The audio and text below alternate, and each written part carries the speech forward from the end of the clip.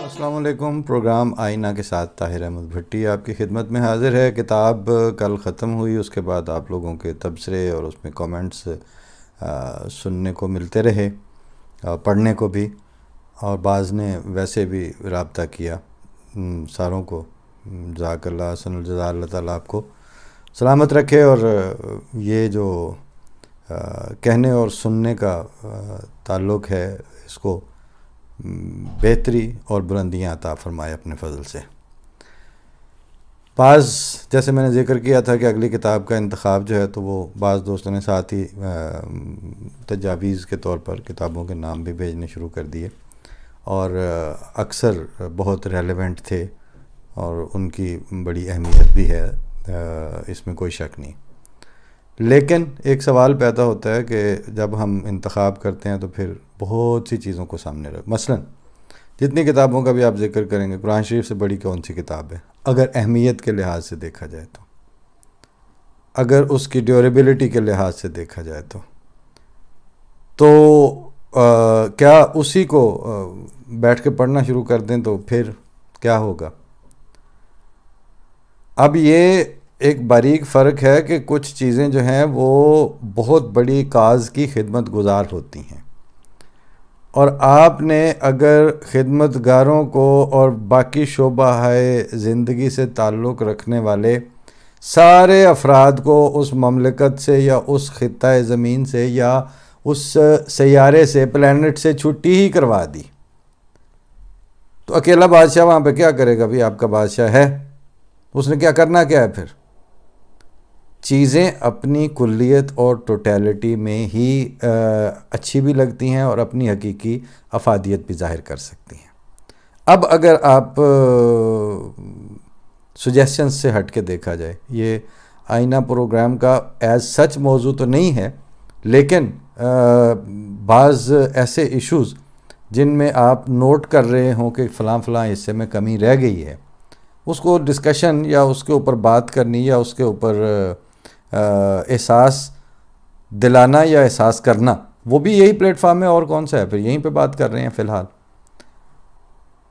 تو اگر آپ دیکھیں کہ دو طرح کے ساتھ ساتھ علم ہے نا، ایک تو یہ ہے کہ آپ کو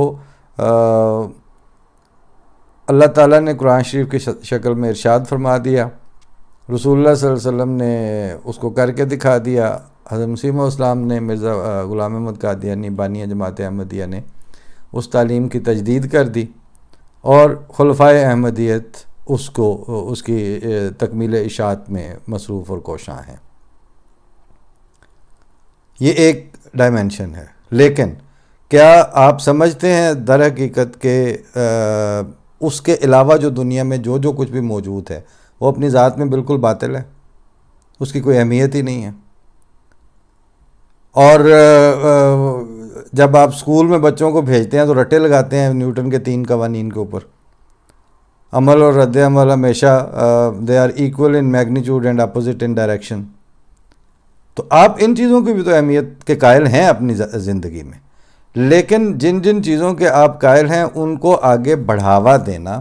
اور ان کی ترویج اور ان کو مستحکم بنیادوں پر قائم کرنے کے لیے انسانی ذہن، انسانی کوششیں یہ معین اور مربوط اور کلیکٹیو ایفرٹس کرتی ہیں، اور اس میں پھر وہ مختلف موقعوں پر مختلف چیزوں کی ضرورت ہوتی ہے آپ کو. ابھی میں نے بہت ساری چیزوں کے حوالے سے دیکھا تھا کہ اس کی ریلیونس تھی. اس میں تحریر کی روانی کا ایک رنگ تھا، اس میں بالکل مستقبل، اپنا ماضی قریب اور تھوڑا سا آگے مستقبل، اس یعنی آپ یوں سمجھیں کہ 53 سے بھی کوئی 30-40 سال پیچھے کا زمانہ، اور آج کے دن سے بھی کچھ 10 سال آگے تک کی باتیں. یہ قریب یعنی ایک نسل جو ہے نا وہ 80 سال 90 سال کے دورانیے کو تقریباً گراسپ کر سکتی ہے. میں نے اپنے پردادا کو دیکھا نہیں ہے، لیکن اپنے دادا سے تفصیل میں جب باتیں سنی، اور ان کے ارد گرد کے وہ جو بابے تھے، ان کے میرے دادا کے کزن، اور یہ جنہوں نے بابا محرم خان کو دیکھا ہوا تھا، تو اس سے تھوڑا سا سن کے تو مجھے آئیڈیا ہے کہ وہ کیا مطلب ماحول کیا تھا. اسی طرح میں نے ان کے زمانے کا گاؤں جو ایک طرف سے لے کے فلاں فلاں گلیاں فلاں فلاں کچی تھی، یہ بلکہ کچے گھر اور باہر کا ایک آدھ ڈیرا، تو یہ چوپال اور یہ سارا میں نے نہیں دیکھا، لیکن میں ان سے مستقل رابطے میں رہنے کے نتیجے میں مجھے اس کا کچھ آئیڈیا، میں اس کیفیت کو کسی حد تک گراسپ کر سکتا ہوں. بالکل اسی طرح جس طرح زلزلے کے دنوں میں کانگڑے والا جو حضرت مسیح السلام کی زندگی میں آئے تھے، تو اس میں جو باغ میں شفٹ ہو گئے تھے اور پھر وہ باغ میں رہائش بھی اختیار کر لی، پھر وہاں کمرے بھی بن گئے، پھر وہاں ماحول تھا، وہاں پہ لوگ آتے تھے، مجلسیں لگتی تھیں. اس زمانے کے ملفوظات میں اگر دیکھا جائے تو یہ چھوٹی چھوٹی اشاروں سے ہی اندازہ ہو جاتا ہے. نہر تک جانا، سیر کے لیے نکلنا، علاقہ کس طرح کا تھا، ارد گرد کے مٹی اڑانے والے کچے راستے، اور اس میں اسی معاشرت اور معیشت کے لوگ، اور پھر ان کا اس زمانے کا ویژن. یعنی مطلب حضرت مفتی محمد صادق صاحب رضی اللہ تعالیٰ عنہ جو امریکہ کے لیے پہلے مبلغ کے طور پر گئے تھے، وہ سارا بیک گراؤنڈ اور بیک ڈراپ ساتھ لے کے جا رہے تھے،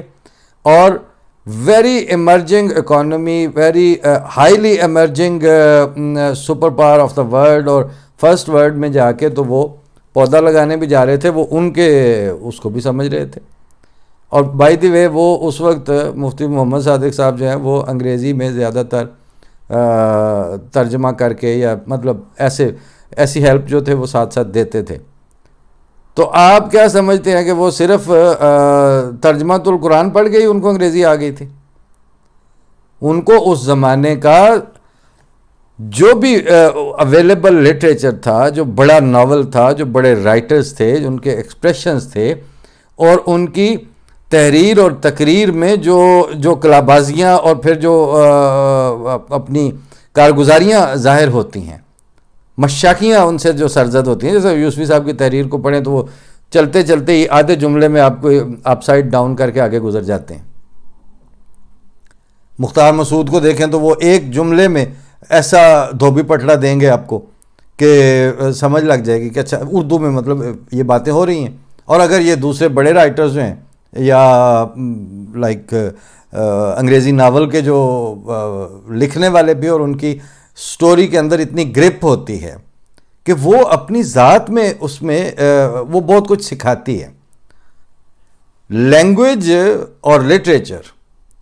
یہ دونوں چیزیں ایک سرٹن عقیدے یا ایک خاص طرح کے نظریات کے اوپر بنیاد رکھنے والے علم الکلام ہی کو لنگوسٹکس اینڈ لٹریچر نہیں کہا جاتا. ہاں،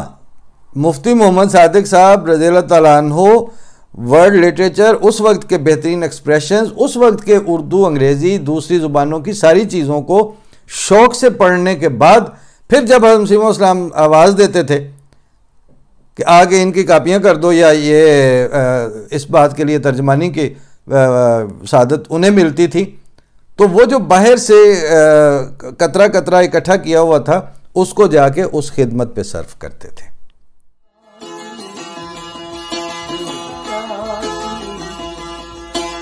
گئی